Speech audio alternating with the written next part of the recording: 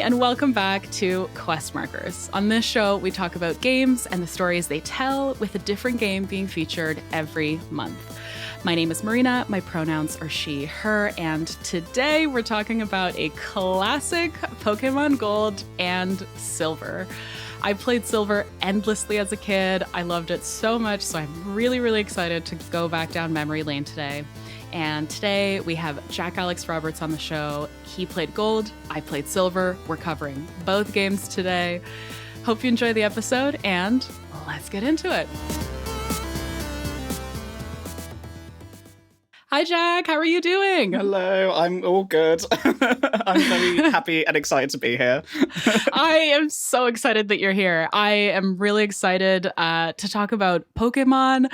I am dying to know who you chose as your starter. But before we get into actually talking about Pokemon, what are you drinking? It's the morning for you and it's the evening for me. It is. I'm fully on the coffee. There's no milk. There's no sugar. It's just coffee. It's just pure coffee. It's keeping me going. I think you're the coolest person that's ever lived. I wish that I could drink coffee just with nothing in it.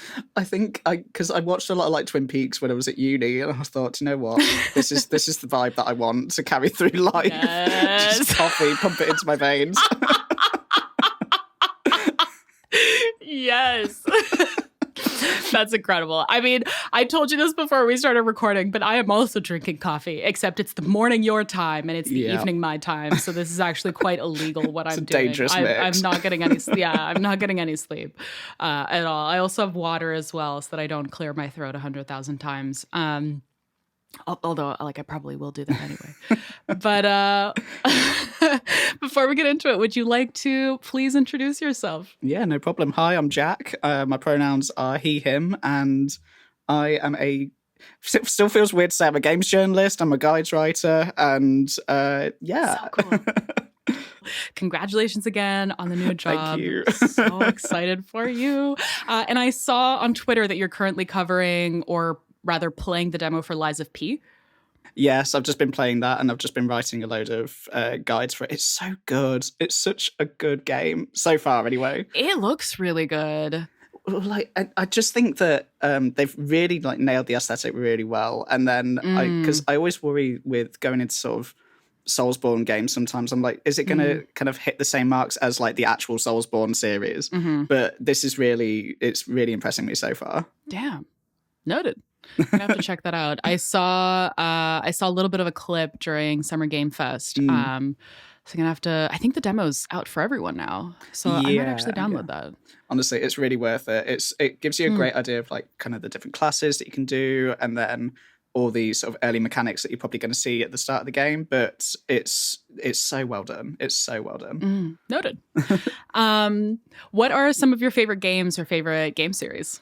Oh my God. Like, we were just saying, I was like, what games? What are my favorite games? And I was just like drawing a blank. But honestly, no video games. I don't think. I just kind of sit there, like hoping that a game will turn on.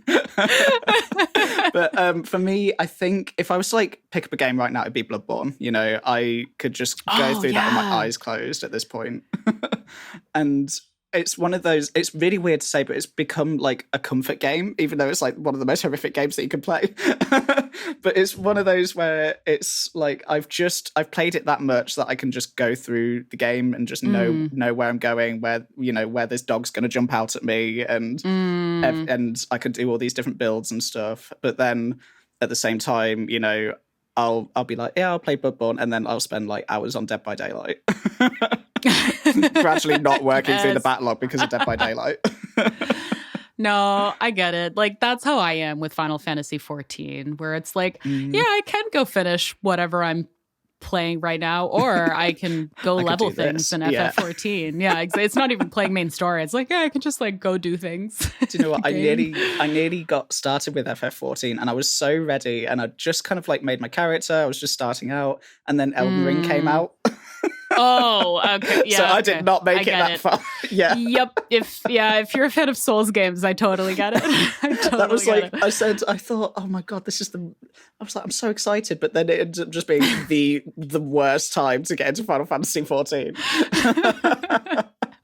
Yeah, Yeah, no, I get it. I get it. Also, I saw the Bloodborne is 50% off right now on PlayStation, so I feel like I need to buy it. Oh my God, please like do. Immediately. Yes. Oh my God. I have been wanting to play it for ages. Now's the time. And I really want to play Elden Ring as well. And I played a fair bit of Elden Ring, not on my own save file, and I really, really enjoyed it. So I want to get into those too. It's so worth it. Absolutely. I'd say Bloodborne, definitely. Do that first. Yeah. Yeah, okay. I've heard excellent things about Bloodborne from many, many people.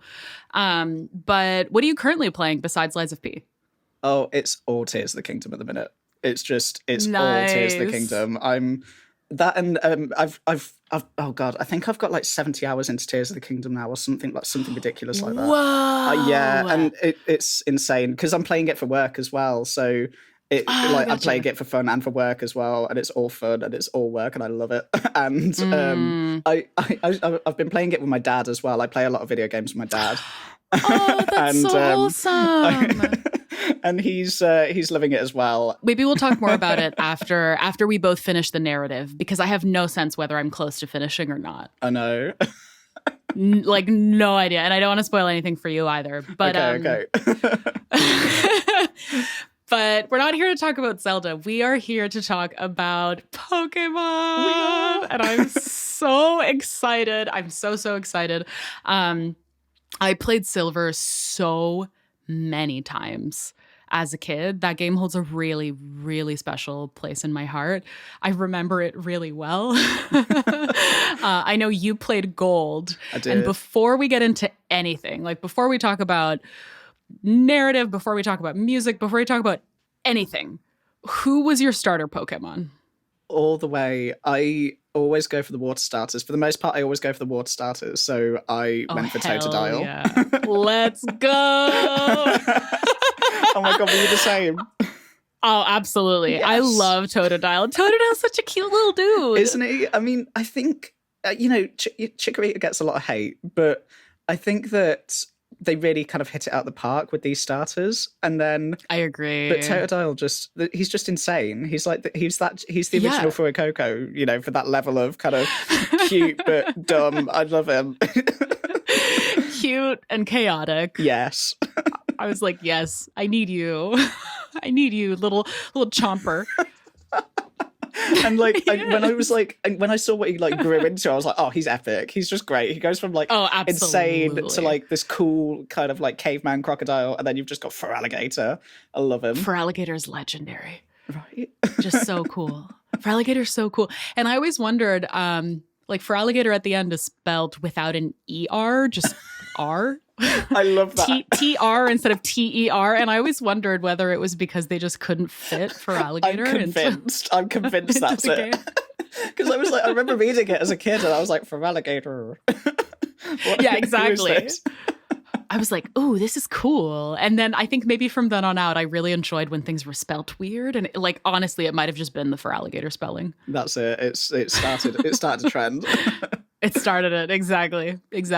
What other Pokemon typically comprised your main party? And I'm so sorry. I know one of your favorite, if not your favorite Pokemon is Lechonk. I'm so sorry that Lechonk is not in this game. I can't believe he's not in this. Do you know what? This game would be a 10 out of 10. It'd be a 20 out of 10 if Lechonk was in it. Lechonk should have been in. He should have been in earlier. He transcends generations. I agree. They should just retroactively add Lechonk. They should into every game. I'm sure. Just re-release all the games. I'm sure there's someone that's done the sprite work for Lechonk and can mod it in. There's they could do all sorts. Exactly. I totally agree. Wait, didn't you do a full Lechonk? Yeah, I did. Run. So it's still ongoing because doing a run with just a whole team of tiny pigs is difficult. It's so hard, but I'm not changing it. I thought because Pokemon, you can't. Yeah, right. Pokemon. Sometimes I was like, I've got to take it less seriously because the kind of the more seriously I was trying to take it, I was like, I'm not really enjoying the sort of later generations. But then I thought I'm just going to go through this whole game with a tiny team of pigs. Absolutely. And I've got my one shiny Lechonk that's kind of the leader, and then the rest of them. I was gonna evolve one if like down the line, but then I thought, no, I've got to commit. I've just got to stick with like just a whole team of little angry pigs to beat the Elite Four with. Incredible. Yes. Yes. And I just think about your Twitter header photo is just surrounded like by LeChonk. You surrounded by LeChonk. And you like staring into the distance with your hand on your face. It's very funny. It's just the dream. It's just how I am every day. I wake up thinking of LeChonk. Well, I hope the rest of that run goes well. Oh God, I hope so too. But the team that I had for gold, it was so I always like to, when I'm kind of like doing the main Pokedex before, you know, the national dex opens up, I always like to go for that region's Pokemon in my team. So just stick exclusively with that, because it's like, oh, it's a new Pokemon game. I want to see, you know, what's new, play with the new toys. And but the thing is, with this one, there's not a lot of fire Pokemon in this kind of generation. So I, for my kind of like fire rep, I had Macargo. And he's just this big this big snail, and he's just so slow, and I love him because he's so dopey. My head, when you said that, my head went to like Houndoom, and oh my God, evidently yours didn't. I can't believe I didn't have Houndoom. Like I when I turned on the Game Boy to see what my team was, I was like, yeah, Macargo, and I completely forgot about Houndoom. That's okay. That's fine. That's fine. Apparently I like to just make myself a challenge. That's fine. You look, you got to trust your heart is what you got to do.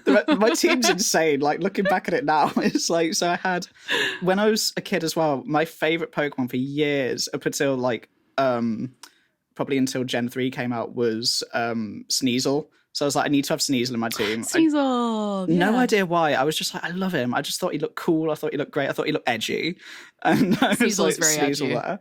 And then the rest of the team, it was Espeon, Mischievous, and Jumpluff. Yes. Ooh. Because I needed some grass in there as well. So I was like, it's either Sunflower or Jumpluff. And I thought, I'll go for Jumpluff. Absolutely. And for Alligator, obviously. Oh, yeah. I can't forget that king. Amazing. Amazing.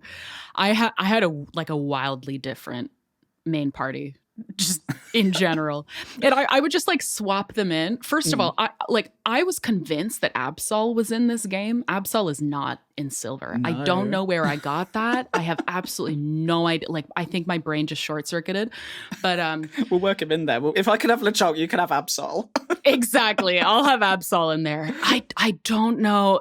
Anyway, my brain short circuited. But my favorite Pokemon, I think, is Raichu. I love Raichu. I love Raichu so much. And Mega Raichu is just the cutest little dude. So I played Pokemon Yellow as a hand-me-down when I was a kid. Yeah. And so you start with Pikachu, and you can never evolve Pikachu. Like, you would give it a lightning stone, and Pikachu would be like, no. And I'd be like, but I like Raichu. And my Pikachu would never evolve. And so I got to realize my dream of having a Raichu in Silver. Yeah. Oh my God.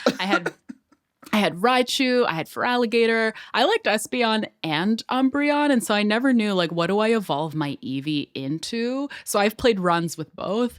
I love Suicune, I played Silver, and I love Lugia. Like, that was the deciding factor for me, is like, what legendary? I love Dragonite. I really love ghost Pokemon too, so like Haunter and Gengar. Pidgeot was the one that I would always fly with. And for some reason, I also really loved Snubbull as a kid. Snubbull's great. I wonder if Snubbull is like the LeChonk of this game. I was going to say, yeah, he absolutely is. Can you imagine just going through and beating the Elite Four with a whole team of little angry dogs? Snubbull? Snubbull. Absolutely. You're not even allowed to let them evolve, just Snubbull. No, exactly. Maybe just little angry pink dogs. You can have like one Gramble maybe to like lead the pack. Yeah, but the rest of them is just going to like send the forces out, all these Snubballs. Absolutely. Absolutely. Yeah, I don't know. I feel like I have very serious picks. Oh yeah, you're playing to win. In general. Oh, I'm playing to win. Absolutely. You're playing to win. Absolutely, I play to win. Oh man. I'm just there like legging it around with my macaco. That's okay. dragging along behind the team. But the thing is, if you're a high enough level, like you don't get level synced, so it doesn't really matter. This is true. At all. You could go in with a level 95 anything, and you'll just wipe the floor with Lance. Or, you know, like, that's it. Yeah, absolutely. I mean... I can't believe it. When I just turned on my Game Boy, I was like, why the hell is he there? What was I doing as a kid? And I was like, well, I've got to carry Chaos on. began early. Exactly. Oh, so good. I literally could have used Ho-Oh. I could have used Ho-Oh in the team. Could have. But I didn't. That's true. Why didn't you? I don't know. I like as a kid, I always thought it was like cheating to have the legendary in there. And I was like, oh no. I was like, I thought I've got to have like all my team that I've grown up with along the way to like end it on. I know. Oh no, that's wholesome. And then I know. And then I thought, that's really wholesome. Maybe next time, maybe this run I'll start using Ho-Oh more. But yeah. I always thought Ho-Oh was cool. Like you say, that was the deciding factor cool. between the two games. I was like, I can either have Lugia, which I'd seen in there was that Pokemon movie where Lugia was the main sort of legendary. Yeah. And I was like, Lugia's really cool, but then I saw Ho-Oh and I was like, he's red. He's cool. I mean, phoenixes are pretty cool, so you got to go with your heart. It was again. a good 50-50. You got to go with your heart. Yeah.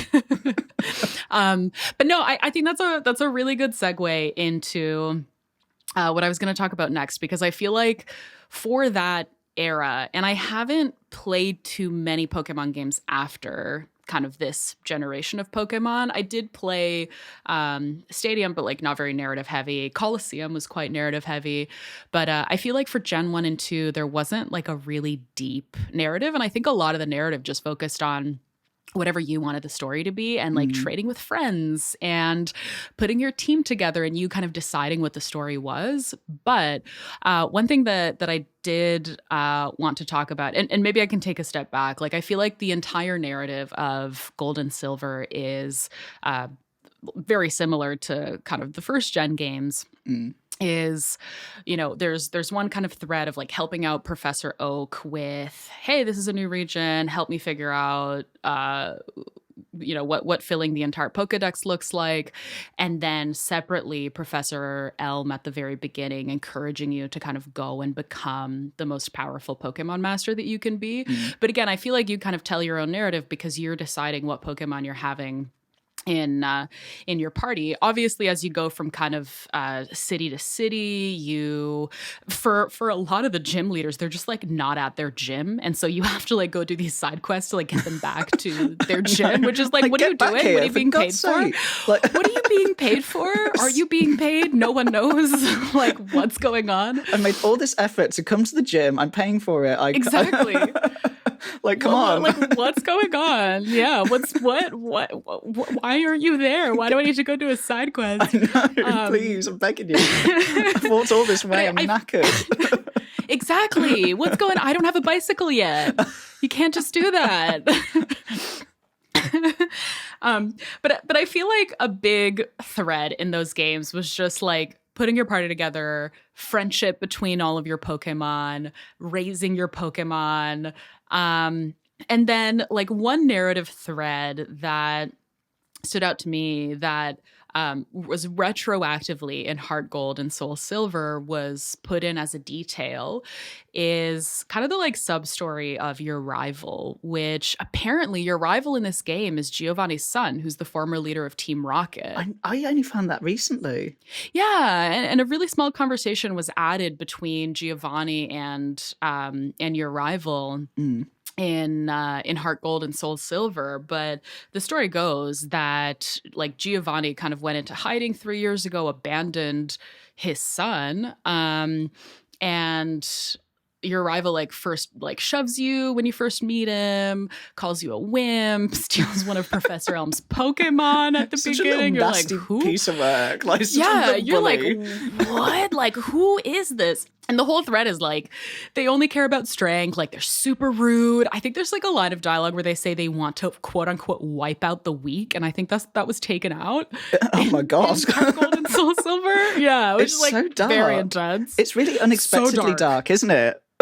Yeah. Like, and is constantly like looking to like find the best Pokemon. And then when you and Lance run into him at Team Rocket's HQ, Lance like wipes the floor with him and tells him, like, you are never going to be a good trainer unless you trust and love your Pokemon. And then eventually, and this is like so wholesome, but his Golbat becomes a Crobat at one point, which only happens when you reach 220 friendship points with a Golbat. Oh my God. And so I really like that little narrative arc of like, you know, I don't think the narrative in these games is like super, super deep, but I don't know. I think that's like really wholesome. Oh God, I know. And it's like, it feels that those little kind of like story beats really make you, you know, kind of realize, and like there's like an underlying narrative, and then you know you get these. He goes from like peering in the window of the lab, and I'm just like, who the hell are you? And by the end of it, you know, you've gone through this whole story where he's just been awful to you, and when you realize, like you say, when you realize how has he got this Crobat, it's because he's actually listened to Lance's advice, taken the time out to get to know his Pokemon and love his Pokemon. And I think Friendship was like this was like the first game that you could evolve Pokemon with Friendship, wasn't it? So I think that's how Umbreon and Espeon evolve as well. And yeah, that's right. Whether you reach that friendship point in the day or in the night. I know. And I was like, I'm not talking to my Pokemon in the night because I really wanted Espeon. I was like, you go to bed. It's fine. Sorry, Evie. Like, I'll talk to you in the day. Yeah, exactly. I was like, I'll talk to you in the morning when I've had my coffee. Yeah, GG. See you tomorrow. And you know, but it's so kind of, you don't realize how dark it is until you kind of like, whoa, until after the event. Like the biggest thing for me that always stuck out was in, oh God, I think it's in Azalea Town where you've got the Slowpoke well. Oh God, yeah, it's dark. Team Rocket are there. They're cutting off Slowpoke tails. Yeah, and and they it's sell terrible. them. And I think in later games there's Pokedex entries where they kind of retcon it a bit to soften it up. Maybe I'm wrong. Maybe that was always the case. But they're like, oh yeah, Slowpokes, they're like, they lose their tails all the time. They grow back. They don't feel anything. They're actually a really tasty dish. And I'm like, no. Oh no. You know what you did. I know. Like you made them cut off those tails. Yeah, exactly. And that was so dark, which looking back, I'm like, this is a kid's game? Right? Like, we're going to take down this organization that's like abducting Pokemon and cutting off its tails for capitalism? Right. It's so terrible. And then there's other bits as well where you've got later on down the line when you're kind of meeting Raikou, Entei, and Suicune, where the legend behind them is that they're these dogs that got, I don't know if they're just generic dogs or if they're a specific Pokemon, I don't know, but they died in this fire in a tower, and now they're just like the ghosts of these dogs that have been, you know, resurrected by Ho-Oh. But I thought, you know, as a kid, I'm like, part of me is like, oh yeah, I'm just going around with my Macago having a great time, and then you realize there's this really kind of like subtly dark narrative in there. I just want to hang out with my snail.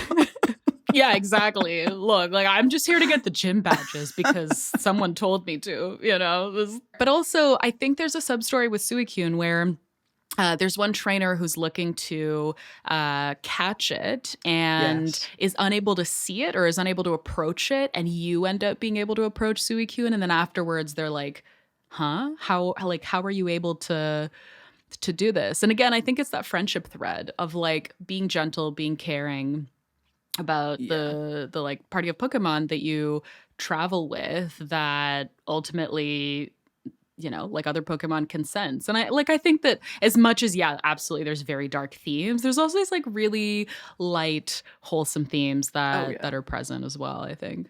And I think because the first game was so battle heavy, I think it's a really great change to see that focus on the friendship side of things. So rather than just kind of collecting, I know obviously it's kind of catch 'em all, but rather than just collecting these Pokemon just to battle them, it's, you know, being able to take that consideration into building up your team, picking which Pokemon you think will best suit the kind of game overall, and then building that really kind of special bond with them that I think a lot of kids of that sort of era really would have done. Everybody would have had their favorite Pokemon as soon as it came out. They wanted to collect the cards. They wanted to have the plushie. Oh, yeah. And I think that this was kind of like the game version of wanting to collect and love the Pokemon more than anything. Yeah, absolutely. I mean, I have a little Charmander on my desk. Oh.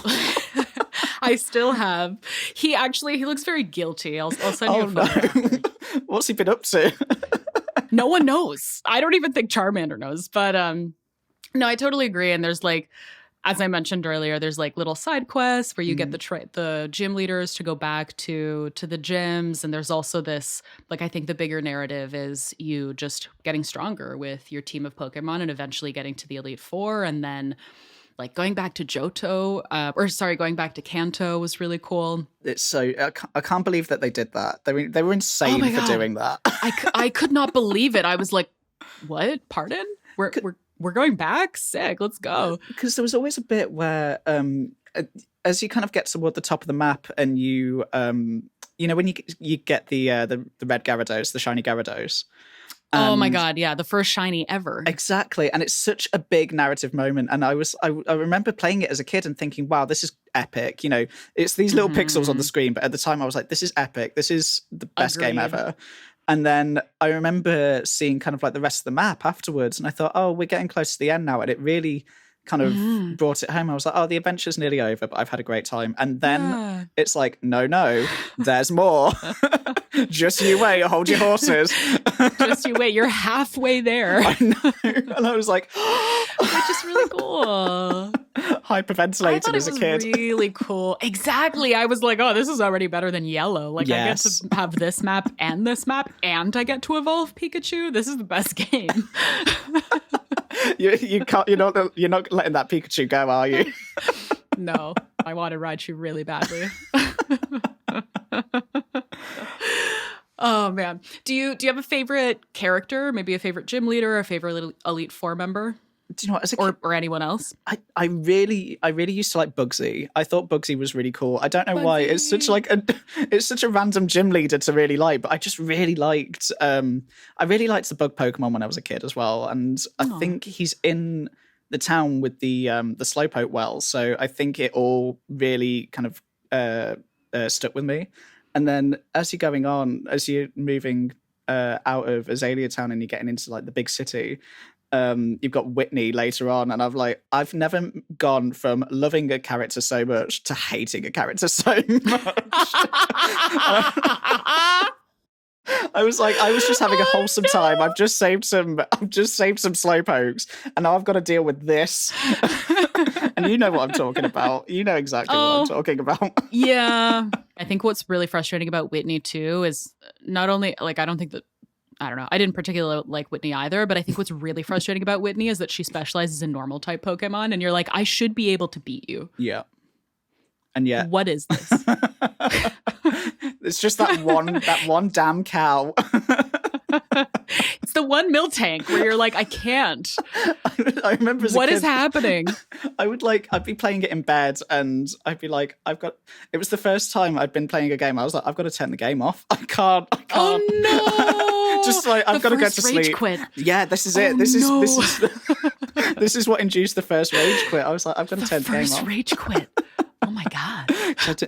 Damn. I know. I was like, as a kid, I just like, I've got to turn the game off. I've got to go to bed, and I'll look at it in the morning. And then I looked at it in the morning. I was like, oh, it's still the same. Still using rollout. Yeah. Except I felt that maybe level of frustration with the Elite Four until you get to Lance. And even though Lance wiped the floor with me many, many, many, many times, like Karen drove me absolutely nuts. I was like, I can't, like, I've already beat 3 of you. Yeah. Why? Like, why is this happening? I don't have enough hyper potions for this. I don't know why, but Karen really frustrated me. And then you get to Lance and like, I mean, Lance wiped the floor with me so many times. Yeah. But I feel like the Lance fight was legendary. Because, so like, you beat the Elite Four, you're like sick, and then Lance is the 5th, and you're like, this is not how math works. But then when you talk to Lance, it goes quiet right before you fight him. Yeah. And you're like, oh, whoa, what's happening? Lance has a cape. Very cool. Exactly. Lance has dragon-type Pokemon. Very cool. I'm pretty sure Lance has like 3 Dragonites, which I love Dragonite. So I was like, this is sick. It does. It's insane. And also Lance's music is my favorite music in the game. Like it might be Stockholm Syndrome because I had to listen to it so many times because I was evidently under-leveled going into this battle. Sure. I didn't have Raichu. Like, I'm pretty sure that you get Pikachu when you go to Kanto. So this is the problem. No Raichu, you just no needed winning. a Raichu. I just needed a Raichu. Yeah, I loved Rance. I loved Lance. But no, I think the character that frustrated me most, honestly, was probably just maybe all of the Elite Four. I think I was just really under-leveled. It's such a big difficulty spike, isn't it? Like, yeah. I mean, Whitney, for the base game, Whitney's kind of like one of the harder gym leaders, but then when you get to the Elite Four, you're like, oh, that was difficult. You know, it's been difficult, but I've got through it. Yeah. And then you get to the Elite Four and it's like, oh God, this is it. It feels epic. They've done everything they can to really say, right, you've made friends with all your Pokemon. Now we're going to absolutely obliterate them. Yeah, that's You're going to watch them faint one by one. Yeah, pretty much. I think I spent all of my money on hyper potions. I think I did was as like, well, I don't have any left. What do I do now? I'm like, I'm poor, but what do I do? My Pokemon are healthy, but I'm so poor. Exactly. I did also really like the area of the game with the radio tower where I think the narrative was that Team Rocket, I mean, not only were they over there like cutting Slowpoke's tails to sell the tails, but they were also, I think, like sending out radio waves to try to force Pokemon to evolve. Yeah, it was like creepy propaganda.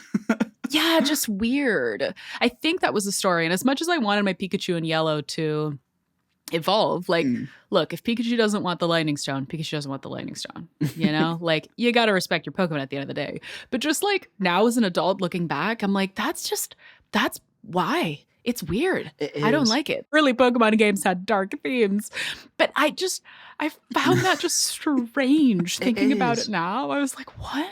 And it's so, I think, because, I mean, the whole game, you're in these kind of like really rural villages, towns, really rural places. And then as soon as you get into Goldenrod, it feels like, oh God, I'm in this massive city. I'm in the big city. I've made it. Yeah. And then you get to the radio tower and like you say, they're doing this, you know, this sketchy stuff. And it feels like kind of like the corrupt city. You know, you've gone from like this is like the home base almost that they're doing their dodgy dealings with. But it's such a weird kind of jump from cutting off Slowpoke tails to like we're going to force all your Pokemon to evolve. It's weird.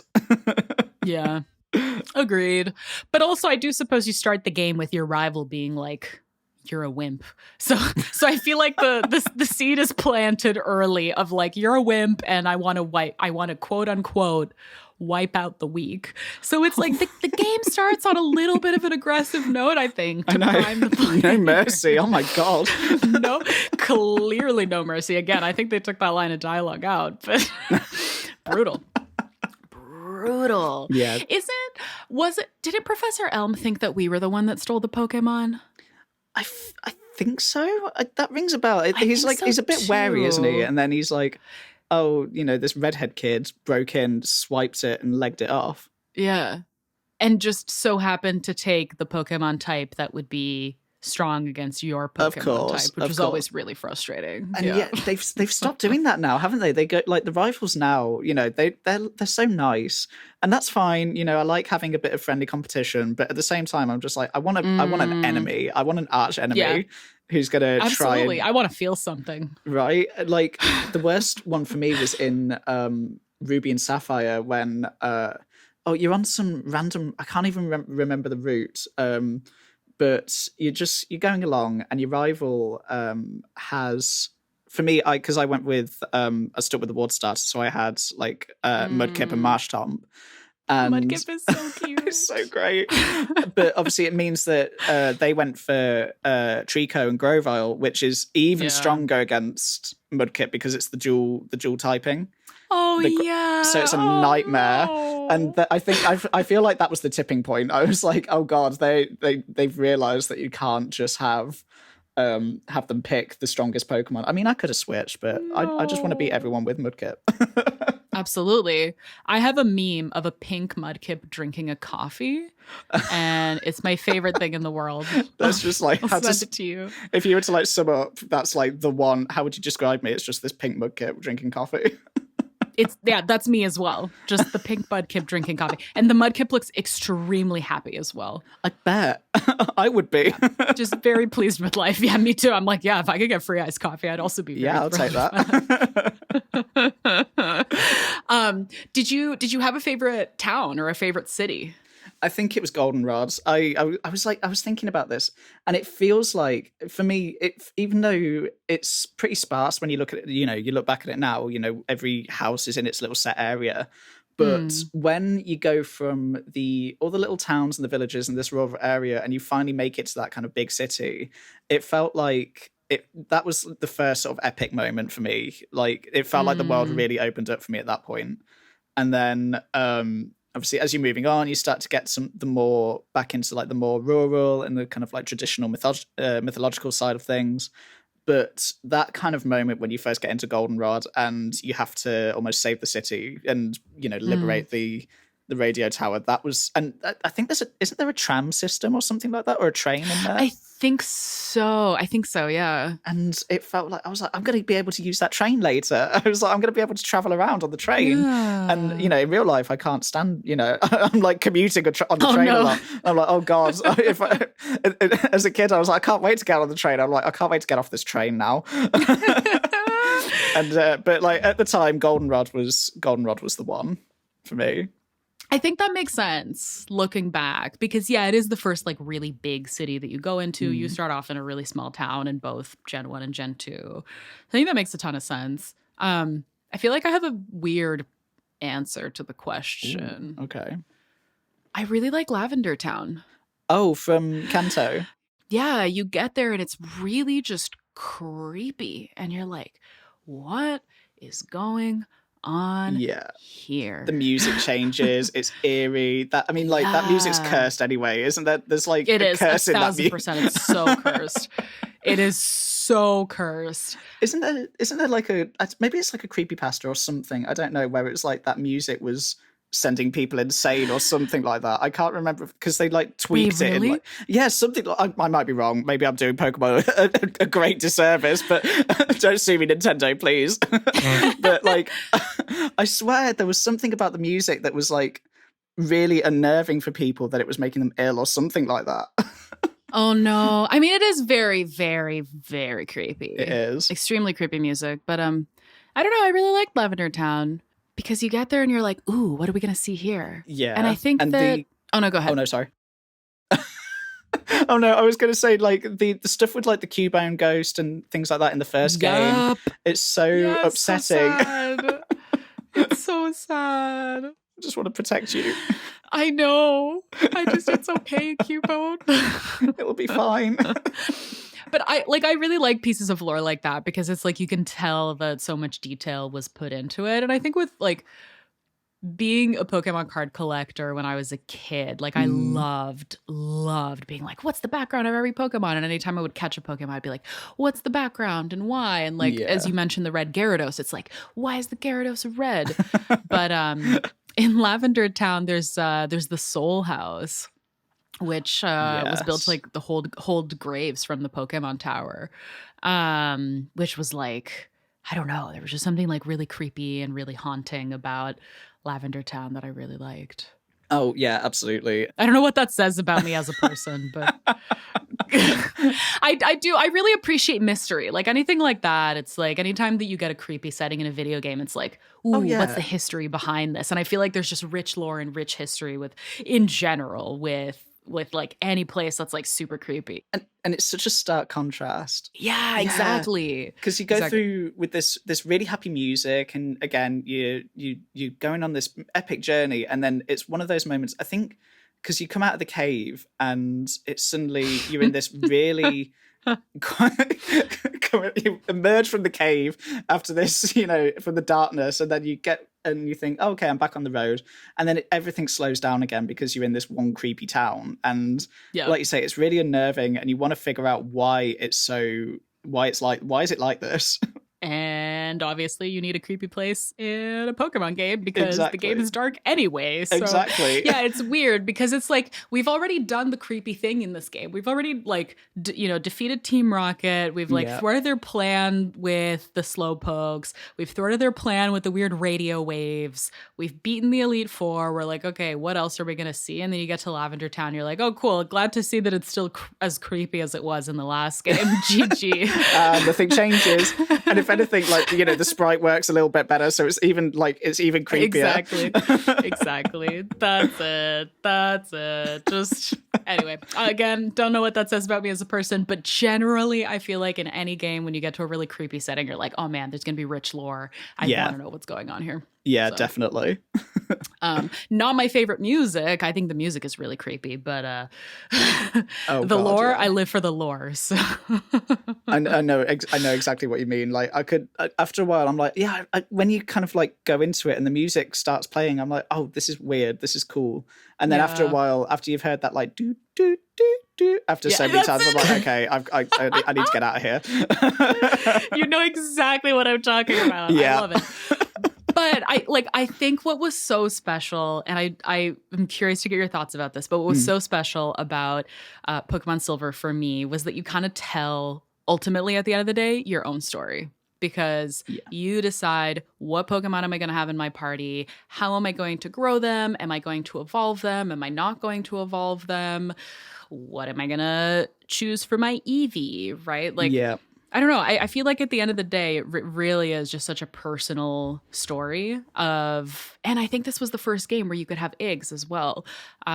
Yes, yeah. And and it's like you get to see Pokemon go from like an egg to actually being a Pokemon, and you get to raise them. And I don't know. I think like that's the heart and soul of this game, is that you get to tell your own story. Yes, we all go through the same kind of narrative beats in side quests and in main quests, but at the end of the day, it's like when you finish the game, it's when you go to Mount Silver, and is it called Mount Gold in Gold? I think when it's you go and fight Red. Do you know what? I can't remember. I'm pretty sure it's just Mount Silver. I thought it was Mount Silver in both. I think so. You go and you fight Red. And that was so cool. And Red's got the like level 88 Pikachu. Yeah. Still not evolving it. Which is really cool. Still not evolving it. Look, I came with my Raichu, so. But yeah, like ultimately when you get to the end of the game, we've all seen the same narrative beats, but it is such a different personal journey for everyone because of the different Pokemon that you traveled with. Yeah, and especially with those early games that have, there's, I think, a lot of like the later generations, they really want you to have all story all the time. So, you've always got like a constant goal, a constant objective. And, in Scarlet and Violet lately, isn't there like 3 or 4 different paths that you can do at the same time? So 1 minute you can be fighting gym leaders, the next minute you can be doing all these different activities, and it's fine. And it's great that the series is kind of developed like that. But at the same time, I think there's a real charm to kind of creating your own little stories as you're going along because of the limitations of the time. Obviously I still think it looks good, but there's only so much they could do with the Game Boy. So I think that being able to kind of go through and make up your own little adventure as you're hitting these beats that they want you to hit, and they're pretty sparing anyway, it really cements that kind of charm for it, I think. Yeah, I agree. And I still I agree, we were limited by the technology at that time, but I love pixel art. Yeah, I still think that kind of art style is so charming because you are forced to use your imagination to figure out like what would this attack actually look like in something that was a little bit more high definition. And I don't know, I still personally really like games that use pixel art and that force you a little bit to use your imagination. And I think that oh god, I know what you mean with the attacks. Like there was some things that were like, I was like, I bet this ice beam looks really cool. And then there's only so much they could do, but I'm like, in my head, that looks like the best thing I've ever seen.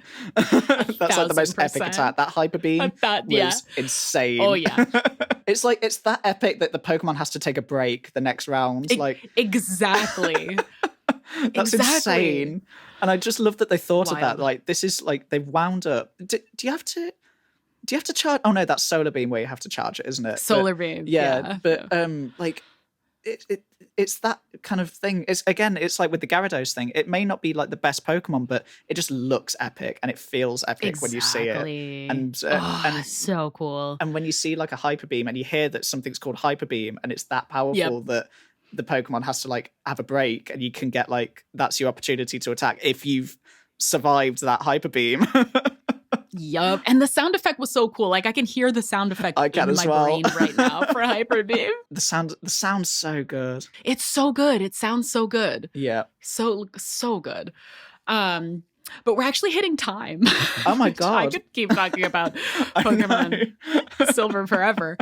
But any final thoughts on this game that you wanted to touch that we haven't touched yet? Oh, do you know what? I think we've touched on everything, but it really, being able to like pick up my Game Boy again and just immediately be transported back into this game that I haven't played since I was a kid. I remember playing Heart Gold and Soul Silver and I loved it to bits, but going back to like the original, it really, it brought back so many memories. So I loved the fact that we got to talk about it today. Me too. Me too. Thank you so much. This was so much fun. I've had a great time. Thank you for having me. I'm so glad. Yeah, of course. Please come back anytime. We can talk about maybe we talk about Bloodborne when I finish Bloodborne. I'm here for that. I play Bloodborne, actually. I'm waiting for the Nier Automata episode because I feel like you're going to have to get everybody that you've had on before to do like a collective episode. 1,000%. So I think what I'm going to do for Nier Automata is it's going to be every 10th episode, and I just want to have different guests on to come and talk about Nier Automata. Love that. That'd be so you good. have to... Have you played Automata? Yeah, I have. I played it last year, so I was a relatively like recent. I was a bit of a newcomer to it, and I had everybody telling me to play it, and I was like, "Yeah, I'll get to it." And then when I finally got to it, I thought, "Oh my god, I can't believe I didn't get to it sooner. What was I doing? That's how I felt.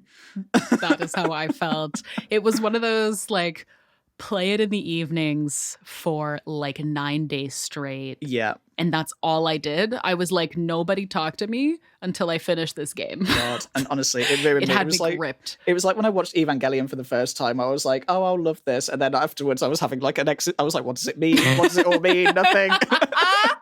Yeah, that's exactly it. And like I've replayed, I'm on my third playthrough of Automata right now. And I'm like, oh my God, the foreshadowing and look at what they did here. Oh, it's so good. So yeah, you're welcome to come back for one of those as well. But I wanted to give you some space to plug absolutely anything that you want. The floor is yours. Ooh. I feel like I don't have that much to plug, but I guess if you want to follow me on Twitter, I just tweet about games a lot. It's just Jack Alex Roberts. And I'd also say go and read GG Recon and The Independent because they're doing some good stuff and they're two publications that I'm really proud to be part of. Hell yeah. That's pretty much it, really. But, love it. And I guess I'll plug the podcast as well. Listen to this. I listen to it every time. I've got the notification set for it. I can't wait. That is very kind. Yeah, social links will be in the description. So we'll link directly to your Twitter. But thank you so much. This was so fun. Thank you. I've had a great time. Please come back. We'll have to have you back, and I can't wait. And we'll talk about Automata. We'll talk about Bloodborne. We'll talk about everything. Whatever you want to talk about. We'll talk about LeChonk. Like, hell yeah, I'm here for that. Jack, thank you so much for your time. I really appreciate it.